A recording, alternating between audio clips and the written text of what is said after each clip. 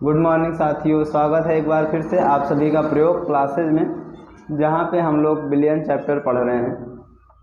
तो आज हम लोग जो पढ़ने जा रहे हैं उसमें कुछ 2-3 टॉपिक रहेंगे। तो जैसे पहला हमको जो पढ़ना है उसको पढ़ेंगे वाष्पन को, दूसरा जो पढ़ना है वह है वाष्पदाब। वाष्पदाब क्या होता है इसको डिफाइन करेंगे। तीसरा जो पढ़ना है वह है वाष्पदाब को प्रभावित करने वाले कारक।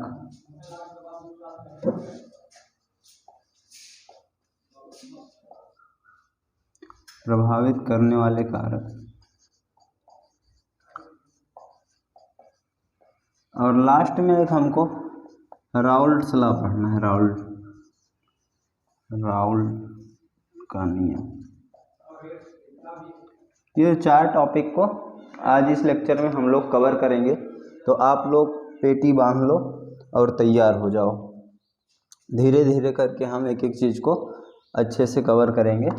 इसमें से कुछ टॉपिक आप लोग पढ़े भी होंगे, लेकिन जो टॉपिक आपको कम समझ में आया होगा, या उतना कठिन टॉपिक तो नहीं है, फिर भी अगर कोई टॉपिक आपको कम समझ में आया होगा तो यहाँ पे हम उसको क्लियर करने की कोशिश करेंगे। आप लोग साथ दीजिए।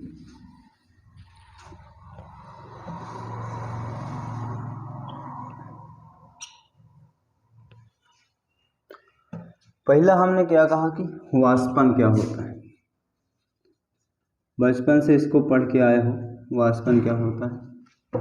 क्वथनांक से कम ताप पर द्रव का वाष्प में परिवर्तित होना क्या कहलाता है? वाष्पन। ये तो इसकी परिभाषा हो गई। क्या लिख दिए? क्वथनांक से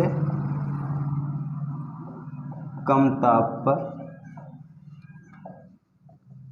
द्रव का वाष्प में परिवर्तन।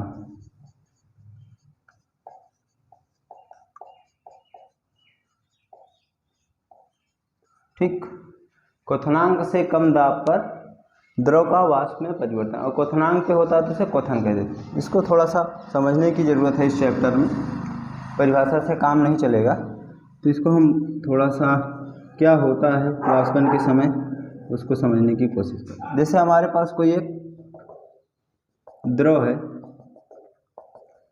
यहाँ पे हमारे पास कोई एक द्रव उपस्थित है। ठीक, तो क्या होगा, धीरे धीरे इसमें आसपास के वातावरण से ऊष्मा को अवशोषित करेंगे कण, और जो कण इसकी सतह पर उपस्थित होते हैं उन पे आकर्षण बल इस डायरेक्शन में लगेगा, लेकिन ऊपर की ओर नहीं लगेगा। जो कण यहाँ पर उपस्थित होंगे इनमें हर डायरेक्शन से आकर्षण बल लगेगा। जो बीच में है उनको चारों तरफ से खींचा जाएगा, और जो ऊपर है वो सिर्फ नीचे की ओर खींचे जाएंगे और किनारे की ओर खींचे जाएंगे। तो ऊपर की ओर उन पर आकर्षण बल नहीं लगेगा, तो इस पर कुछ आकर्षण बल कम लगेगा। और ये सतह पर है, आकर्षण बल कम है।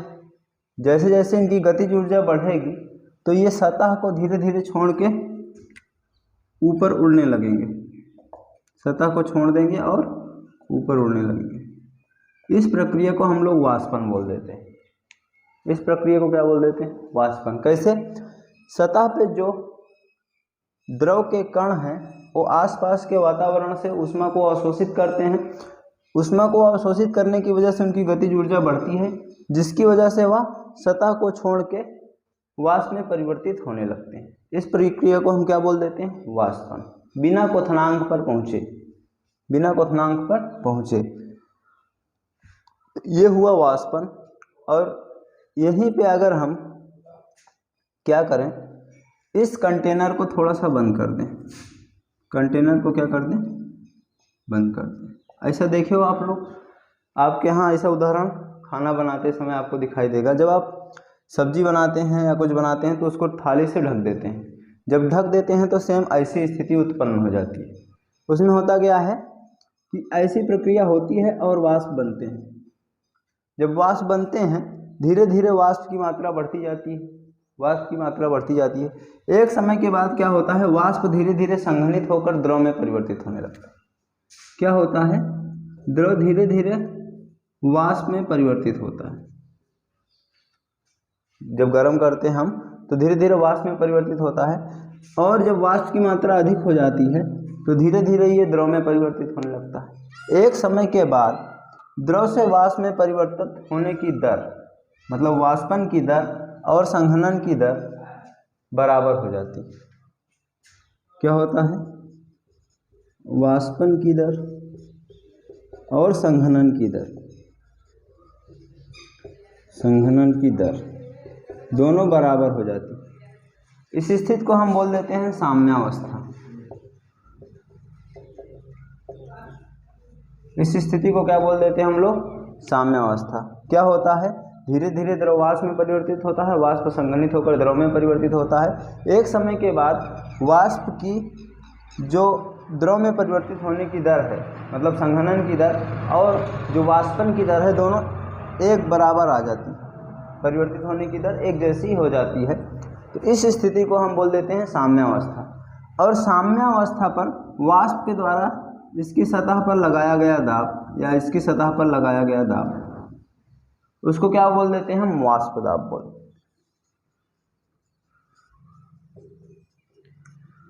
साम्यावस्था पर वाष्प के द्वारा द्रव की सतह पर लगाया गया दाब वाष्प दाब कहते हैं।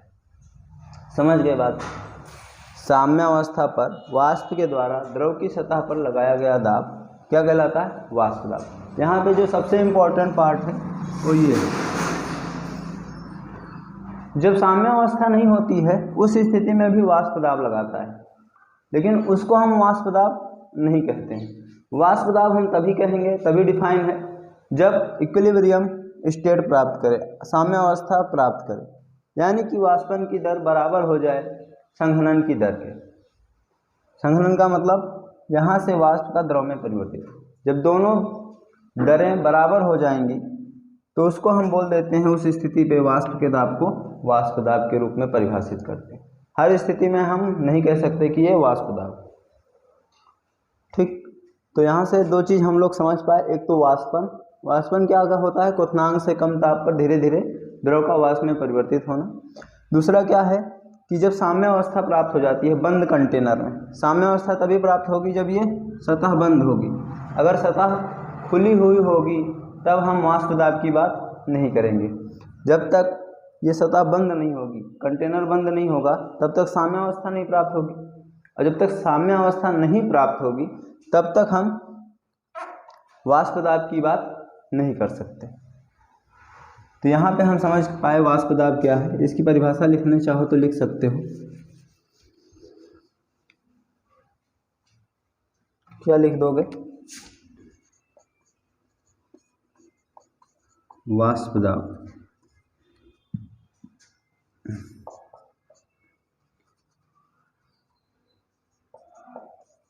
संघनन तथा वाष्पन में साम्यावस्था की स्थिति में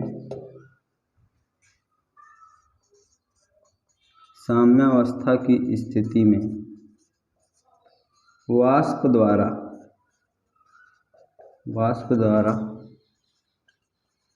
द्रव की सतह पर लगाया गया दाब वाष्प दाब कहलाता है। यहाँ पे मैं बार बार कह रहा हूँ, एक चीज़ याद रखना है कि साम्यावस्था कहलाता है। ठीक, तो वाष्प दाब हम लोग समझ सके।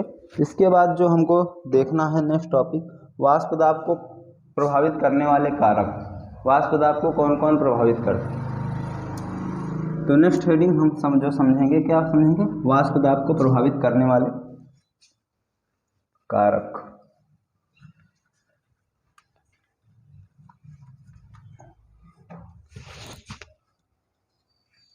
हेडिंग डालो आप लोग, वाष्प दाब को प्रभावित करने वाले कारक।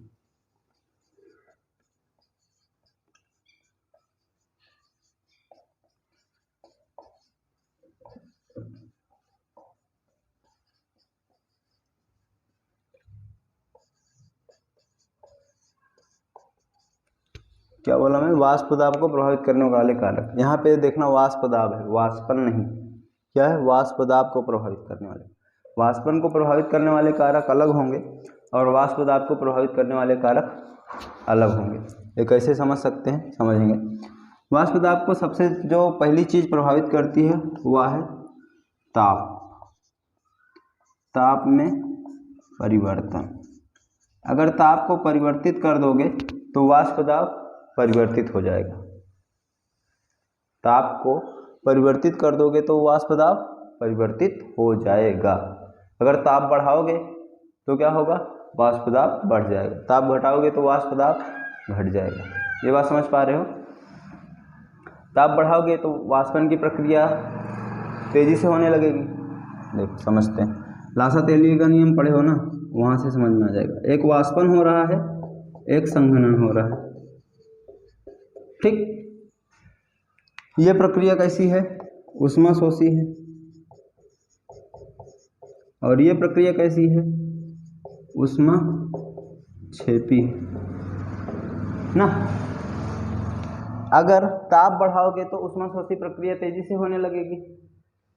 लासा-तेली का नियम यही कहता है ना, अगर ताप बढ़ाओगे तो ऊष्माशोषी प्रक्रिया तेजी से होने लगेगी, यानी वाष्पन की प्रक्रिया तेजी से होने लगेगी।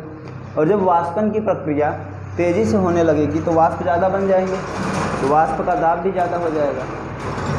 यानी ताप बढ़ाने पर जो अक्रिया हो रही है, ये मतलब जो साम्यावस्था है वो अग्र दिशा में विस्थापित हो जाएगी। अग्र दिशा में विस्थापित होने का मतलब वाष्पन अधिक तेजी से होने लगेगी, वाष्पन की दर बढ़ जाएगी। जब वाष्पन की दर बढ़ेगी तो वाष्प दाब ऑटोमेटिक बढ़ जाएगा। तो ताप बढ़ाने पर वाष्प दाब बढ़ेगा और ताप घटाने पर वाष्प दाब घटेगा। नंबर 2, वाष्प दाब पर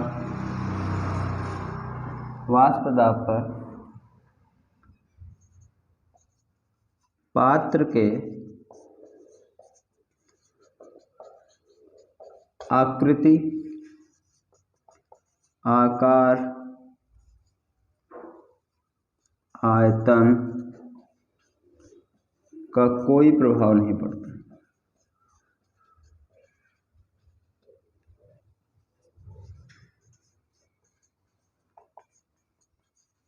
क्या कह रहा हूँ, वाष्प दाब पर पात्र के आकृति, आकार, आयतन में कोई प्रभाव नहीं पड़ता।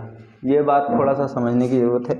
जैसे मैं कह दूँ, हमारे पास ये एक कंटेनर है, मान लो इस पे टेम्परेचर में ले लिया कितना, 50 डिग्री सेल्सियस। 50 डिग्री सेल्सियस पर साम्यावस्था जब स्थापित हो गई, उस स्थिति में जो वाष्प दाब है, ये एक पर्टिकुलर लिक्विड है ए, कोई एक लिक्विड लिया ए, 50 डिग्री सेल्सियस पे इसका कुछ वाष्प दाब आएगा, ठीक। और यही लिक्विड मैं ले लिया इस पात्र में, यही लिक्विड में इस पात्र में ले लिया और टेम्परेचर इसका 50 डिग्री सेल्सियस कर दिया। तो यहाँ पे जो वाष्प दाब होगा साम्यावस्था पर, वही वाष्प दाब यहाँ पर भी होगा। क्यों, ऐसा क्यों हो रहा है? यहाँ पे अगर आप देखोगे तो सतह कम है, यहाँ पे सतह ज़्यादा है। लेकिन यहाँ पे जब सतह कम है तो वाष्प कम बनेगा, तो उसका वाष्प दाब कम होगा। यहाँ पे सतह ज़्यादा है तो वाष्प ज़्यादा बनेगी, तो उसका वाष्प दाब अधिक होना चाहिए। लेकिन हम लोग पढ़े हैं P = F/A। अगर एरिया बढ़ रहा है तो वाष्प दाब घट जाएगा। वाष्प दाब बढ़ा तो, लेकिन एरिया भी बढ़ने की वजह से क्या होगा, वाष्प दाब जो पहले था वही रह जाएगा। एरिया बढ़ा, वाष्प दाब बढ़ी, एरिया के साथ साथ वाष्प दाब बढ़ी, लेकिन एरिया बढ़ने के साथ दाब घट भी तो रहा है, घट भी गया। यानी कि आकार, आकृति, आयतन से वाष्प दाब को कोई फर्क नहीं पड़ता।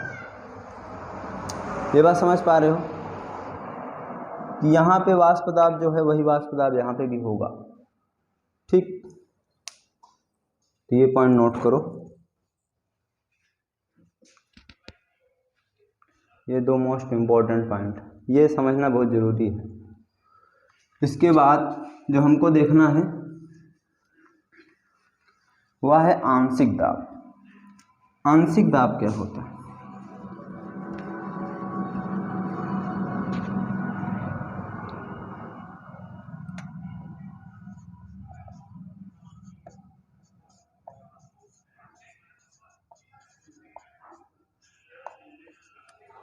आंशिक दाब क्या होता है?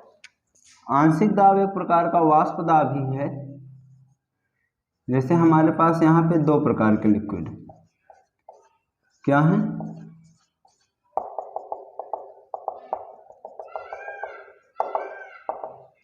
यहाँ पे जो ये बड़ा वाला उसको ए मान रहे हैं, जो बंदी वाला उसको बी मान रहे हैं, तो दोनों का वाष्प बनेगा।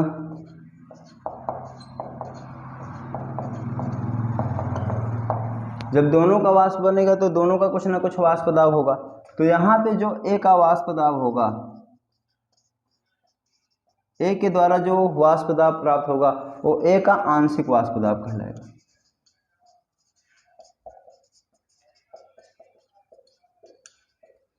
ए का क्या कहलाएगा? आंशिक वाष्प दाब कहलाएगा। और बी जो होगा उसका जो वाष्प दाब होगा वो बी का आंशिक वाष्प दाब कहलाएगा। यानी मिश्रित अवस्था में जो अवयव के द्वारा वाष्प दाब प्राप्त होता है उसको हम आंशिक वाष्प दाब कह देते हैं।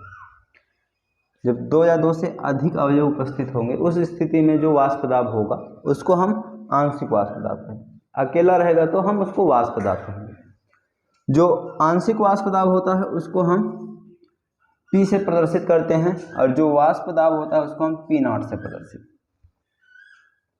वाष्प दाब को हम P0 से प्रदर्शित करते हैं और आंशिक वाष्प दाब को P से प्रदर्शित करते हैं। ये बात समझ पा रहे हैं? ठीक। इसके बाद इस नेक्स्ट जो है वह है राउल्ट का नियम।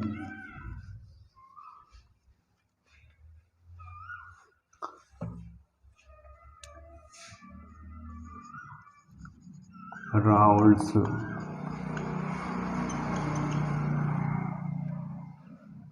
राउल्ट का नियम क्या कहता है? राउल्ट का नियम कहता है किसी की औकात उसके खाते में उपस्थित पैसे के अनुक्रमानुपाती होती है। औकात क्या होती है? पैसे के अनुक्रमानुपाती होती है। खाते में उसके कितना पैसा है उसी के अनुक्रमानुपाती उसकी औकात होती है। ये राउल्ट का नियम नहीं है भैया, नहीं लिख के आ जाओ पेपर में याद करने के लिए। ऐसे समझते हैं क्या कह रहा है। जैसे हमारे पास कोई विलयन है ए और बी का, दो द्रव हैं, उसमें एक ए है और एक बी है।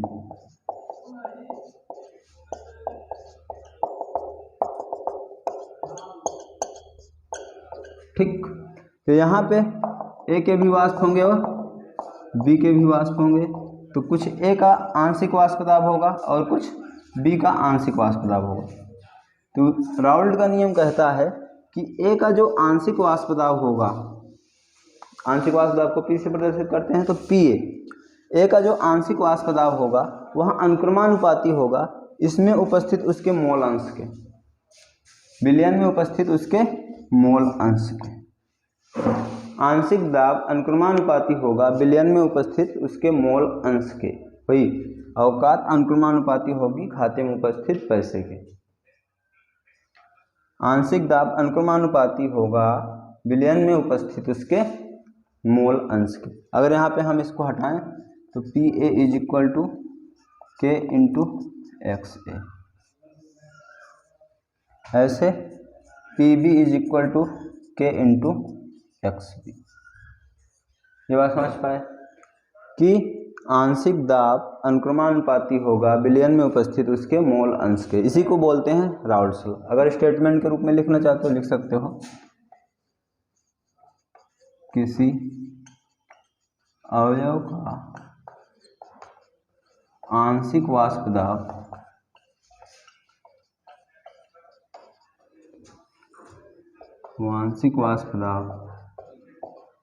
विलयन में उपस्थित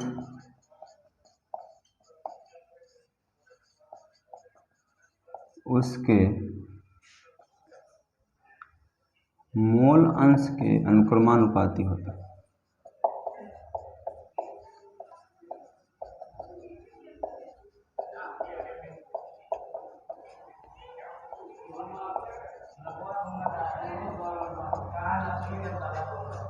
क्या कह रहा हूँ? किसी अवयव का आंशिक दाब विलयन में उपस्थित उसके मोल अंश के अनुक्रमानुपाती होता है। पी ए अनुक्रमानुपाती यक्स है। यक्स से क्या है? ए का मोल अंश। कहाँ पे? विलयन में। ठीक, याद रखना है विलयन में। यहाँ पे भी एक मोल उपस्थित होंगे, लेकिन वो वाली बात नहीं हो रही है राउल्ट के नियम में। क्या बात हो रही है, इस विलयन में जो मोल अंश उपस्थित है उसके अनुक्रमानुपाती, वो दूसरी बात हो जाएगी, उसको भी डिस्कस करेंगे। लेकिन यहाँ पे क्या है कि जो आंशिक दाब होता है वह अनुक्रमानुपाती होता है विलयन में उपस्थित उसके मोल अंश के। ठीक, तो राउल्ट का नियम लिख लो। यहाँ पे ये कांस्टेंट आ गया तो कांस्टेंट को हटाना भी पड़ेगा हमको। पी ए अनुक्रमानुपाती क्या है, के इंटू एक्स ए। तो के को हटाने के लिए हम क्या कर रहे हैं, एक दूसरा पात्र लिए और उसमें हम सिर्फ ए भर दिए। क्या भर दिए, सिर्फ ए। तो पी ए क्या हो जाएगा, अनुक्रमानुपाती एक्स ए के। जब केवल एक ही उपस्थित है तो ये क्या हो जाएगा, के इंटू एक्स ए। अब एक ही चीज़ अगर उपस्थित है तो उसका ए का क्या हो जाएगा, आंशिक वाष्प दाब को हम क्या बोल देंगे, वाष्प दाब बोल देंगे। लेकिन जब एक्स अकेले उपस्थित है, ए अकेले उपस्थित है तो एक्स इज इक्वल टू 1 हो जाएगा, P not A is equal to K हो जाएगा। तो यहाँ पे के की वैल्यू हम लिख देते हैं पी नॉट ए एक्स ए। ये राउल्ट का असली, ये नोट कर लो। ठीक, तो ये राउल्ट का नियम था, इसको नोट करो। तो फिर आगे चलते हैं।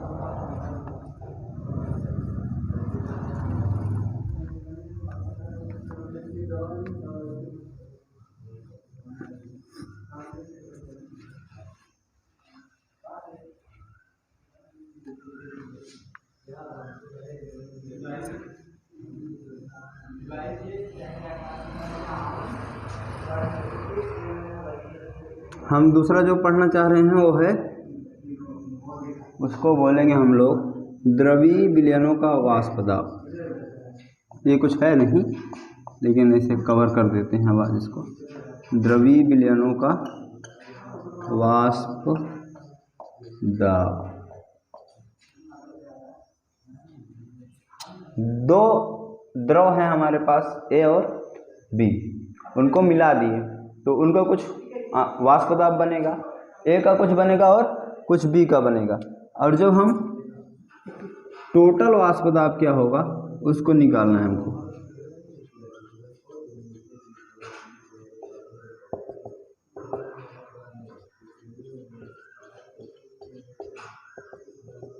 ठीक, यहाँ पे हमारे पास ए के भी वाष्प होंगे, बी के भी वाष्प होंगे और दोनों का कुछ ना कुछ आंशिक दाब होगा।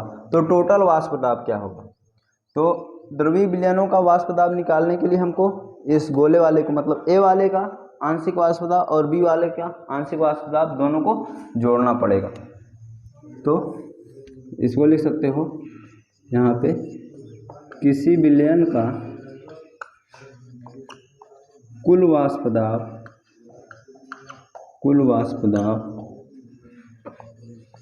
डाल्टन के नियम से, पिछले साल आप लोग पढ़े थे, डाल्टन के नियम से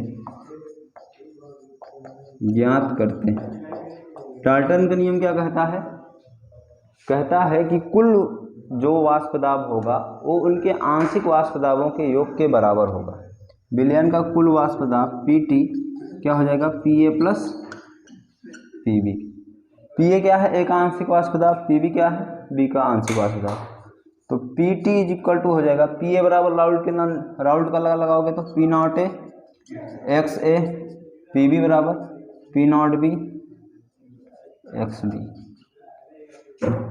ये फार्मूला आ गया कुल वाष्प दाब, द्रवीय विलयनों का कुल वाष्प दाब। कैसे निकालते हैं, ए का आंशिक वाष्प दाब प्लस बी का आंशिक वाष्प दाब, लेकिन किसके अनुसार, डाल्टन के नियम से। डाल्टन का नियम क्या कहता है, कुल वाष्प दाब जो होता है वो आंशिक वाष्प दाबों के योग के बराबर होता है।